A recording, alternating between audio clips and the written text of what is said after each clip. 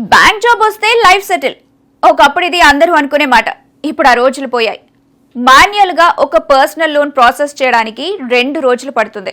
ఇప్పుడు యాప్స్ లో 3 సెకండ్స్ లో ఇన్స్టెంట్ లోనే అంటున్నారు. ఏఐ డాక్యుమెంట్ స్కాన్ చేసి డైరెక్ట్ గా అకౌంట్ లో డబ్బులు వేసేస్తుంది. ఇక బ్రాంచ్ లో నా అవసరం ఏముంది అనిపిస్తోందా మీకు? ఫినాన్స్ ప్యూర్ గా ట్రస్ట్ బేస్డ్ బిజినెస్. జనాలు మనుషుల కంటే టెక్నాలజీని నమ్ముతున్నారు. ఫినాన్స్ సెక్టర్ లో మీ కెరీర్ ప్రమాదంలో ఉందా? అనలిస్ట్ల పరిస్థితి ఏంటి?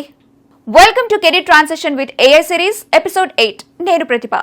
ఏఐ రాకముందు అకౌంట్ ఓపెన్ చేయాలన్నా, లోన్ కావాలన్నా క్యూలో నిల్చోవాల్సిందే. కౌంటర్లో ఉన్న బ్యాంకర్దే final decision. Loan officers CIBIL score manual గా చెక్ చేసేవాళ్లు.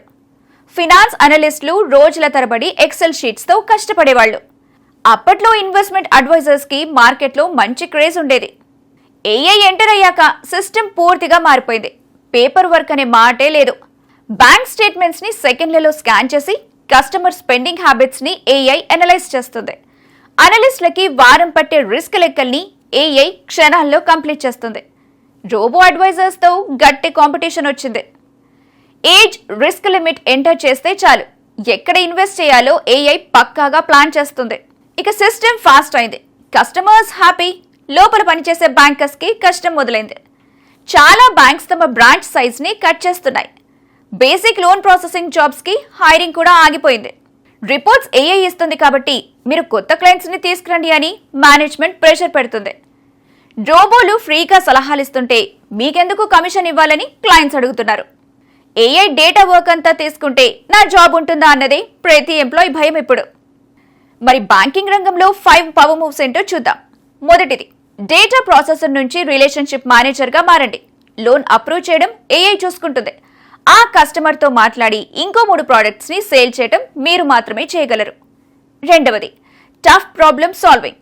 ఏఐ ఒక లోన్ రిజెక్ట్ చేస్తే ఆ కస్టమర్ కి వేరే ఆప్షన్ గా ఏ లోన్ ఇప్పించొచ్చో మీరు ఆలోచించండి. మూడవది, ఏఐ టూల్స్ ని మాస్టర్ చేయండి. ఫ్రాడ్ చెకింగ్, రిస్క్ అనాలిసిస్ కోసం బ్యాంక్స్ వాడుతున్న లేటెస్ట్ ఏఐ సాఫ్ట్వేర్స్ ఆపరేట్ చేయడం నేర్చుకోండి. నాలుగవది, ఎమోషనల్ వెల్త్ మేనేజ్మెంట్. కష్టపడి సంపాదించిన డబ్బుని ఒక మిషన్ చేతిలో పెట్టడానికి ఎవరైనా భయపడతారు. మార్కెట్ క్రాష్ అయినప్పుడు వాళ్ళకి ధైర్యం చెప్పే హ్యూమన్ టచ్ మీ బిగ్గెస్ట్ బలం. ఐదవది, స్పెషల్ అడ్వైజరీ. బేసిక్ ప్లాన్స్ కాకుండా టాక్స్ ప్లానింగ్, ఎస్టేట్ ప్లానింగ్ లాంటి హై లెవెల్ స్కిల్స్ నేర్చుకోండి. డబ్బున్నంత కాలం ఫినాన్స్ ఇండస్ట్రీ ఉంటుంది, ఇంకా గ్రో అవుతుంది కూడా. కానీ రోల్స్ పూర్తిగా మారిపోతాయి. కౌంటర్లో డబ్బులు లెక్క పెట్టే క్యాషియర్స్, మాన్యువల్ డేటా ఎంట్రీ చేసే వాళ్లు మార్కెట్లో నిలబడలేరు. High level wealth managers, AI risk experts కి డిమాండ్ పెరిగి సాలరీస్ భారీగా ఉంటాయి. బ్యాంకింగ్ రంగంలో మనుషులు అవసరం తీరిపోయిందని అనుకోవడం ఒక అపోహ. ఏఐ డేటాని ప్రాసెస్ చేయగలదు, కానీ ఆ డేటాతో కస్టమర్ జీవితంలో పెనుమార్పులు తెచ్చే రిస్క్ మేనేజ్మెంట్ మాత్రం బ్యాంకర్ కి మాత్రమే సాధ్యం. కస్టమర్ తన కష్టార్జితాన్ని ఒక ఆల్గోరిథం కి ఇచ్చే కంటే నమ్మకమైన సలహా ఇచ్చే మీలాంటి బ్యాంకర్ చేతిలోనే పెట్టడానికి ఇష్టపడతాడు. గుర్తుంచుకోండి, ఏఐ మీకు కాంపిటీటర్ కాదు, అది మీ చేతిలో ఉన్న ఒక అత్యంత శక్తివంతమైన టూల్. దాన్ని వాడటం తప్పకుండా నేర్చుకోండి. అప్పుడు ఫినాన్స్ మార్కెట్ ని మీరే రూల్ చేయొచ్చు.